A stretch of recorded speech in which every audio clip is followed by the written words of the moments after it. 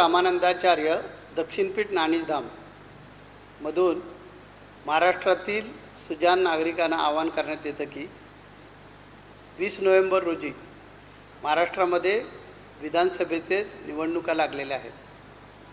निवडणूक म्हटली की लोकशाहीचा जागर खऱ्या अर्थानं आपण साजरा केला पाहिजे, कारण ही लोकशाही मिळवण्यासाठी आपल्याला प्रचंड त्याग, त्रास, अपमान आणि अनेक प्रकारच्या समस्यांचा मुकाबला करावा लागला. त्यावेळी कुठे 150 वर्षानंतर आपल्या देशामध्ये लोकशाही प्रस्थापित झालेली आहे.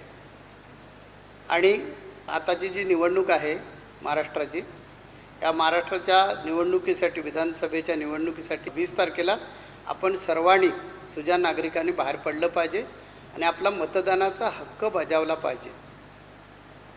आपण हा उत्सव म्हणून या लोकशाहीच्या जागराकडे बघत नाही, निवडणुकीकडे बघत नाही. आपल्याला थोडीफार काही सूट मिळाली किंवा सुटी मिळाली की त्याचा बरोबर आपण फायदा उचलतो आणि आपल्या इतर कामांना प्रचंड महत्त्व देतो.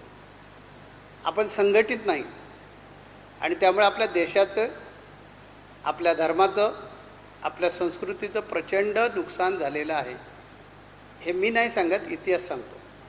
आणि त्यामुळे आपण सुज्ञ आहात, जागरूक झालं पाहिजे, संघटित झालं पाहिजे आणि आपला देश, धर्म, संस्कृती, आपले वैदिक सनातन संस्कार यांचं जतन करणारं सरकार आपल्याला निवडून आणलं पाहिजे. यासाठी आपण सर्वांनी जागरूक व्हा आणि 20 तारखेला अत्यंत काळजीपूर्वक आपण गेलं पाहिजे आणि आपला मतदानाचा अधिकार बजावला पाहिजे.